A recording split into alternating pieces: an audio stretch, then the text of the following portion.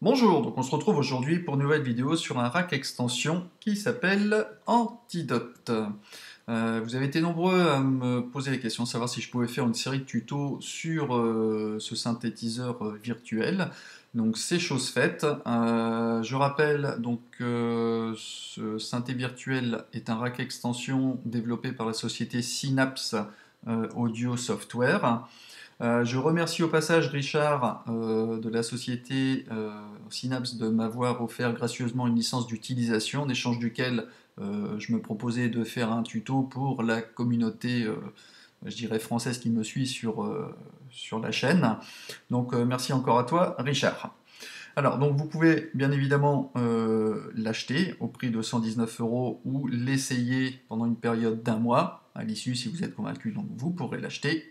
Donc ça, c'est chose faite. Commençons tout de suite dans le vif du sujet. Alors, pour charger le module, clic droit, instrument, Synapse Antidote Synthesizer. Voilà, rien de plus simple.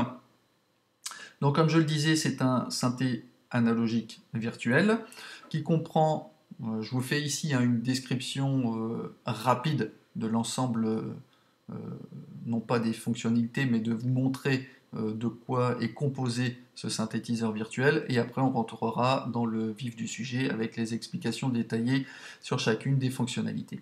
Alors ici donc on a deux oscillateurs, le 1, le 2, des oscillateurs stéréophoniques qui comprennent des formes d'ondes au nombre de 17.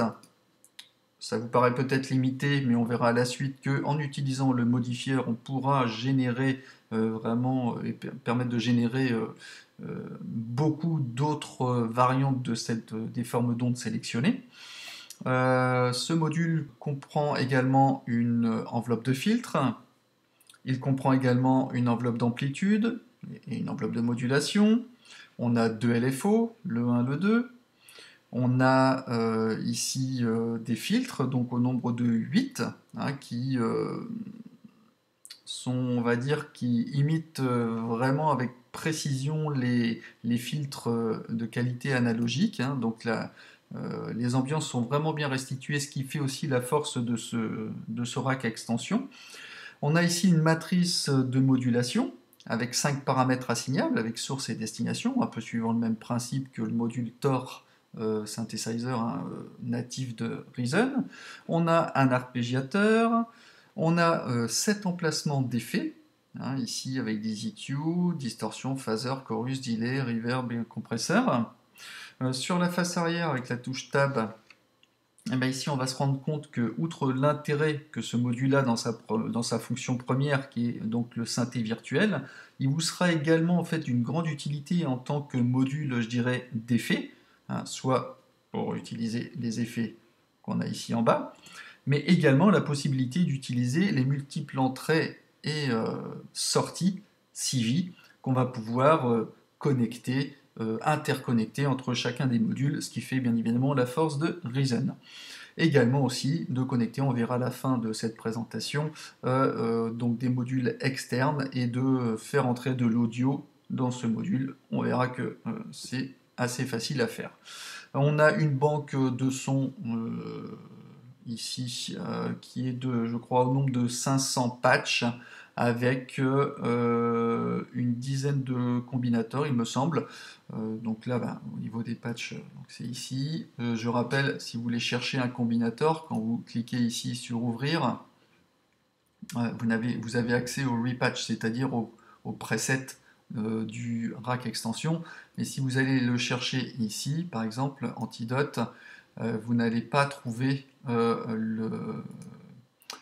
les combinateurs. Donc je le rappelle, pour le trouver, ici, toc, je supprime l'Antidote, vous créez un combinateur, vous allez cliquer ici sur le dossier, je vais déplacer la fenêtre, vous allez dans Rack Extension, l'Antidote, et là vous verrez donc les 10 combinateurs, 1, 2, 3, 4, 5, 6, 7, 8, 9, 10, qui sont fournis par défaut avec ce rack extension. On peut faire une rapide écoute si vous le souhaitez.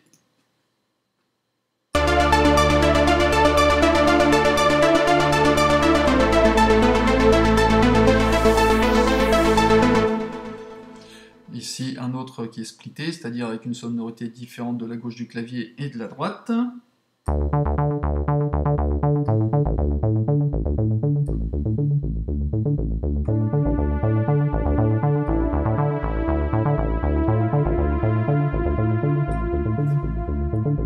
Electrostab.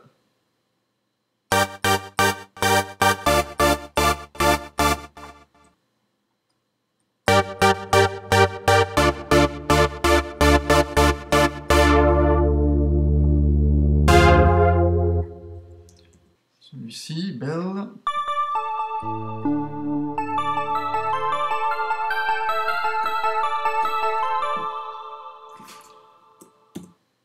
House Stab.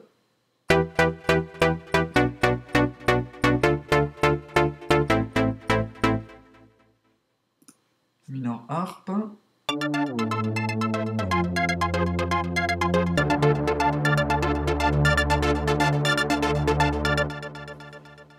String Glider.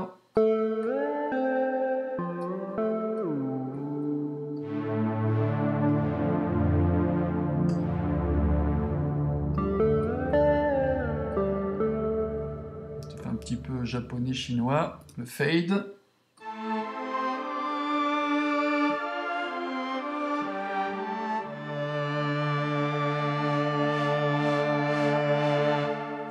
Et le dernier.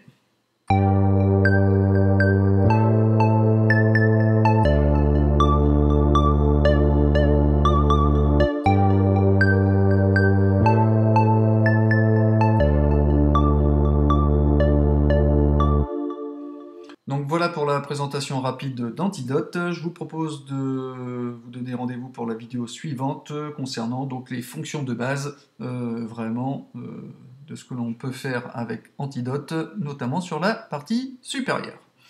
Allez, je vous donne rendez-vous pour un prochain tuto. Allez, ciao!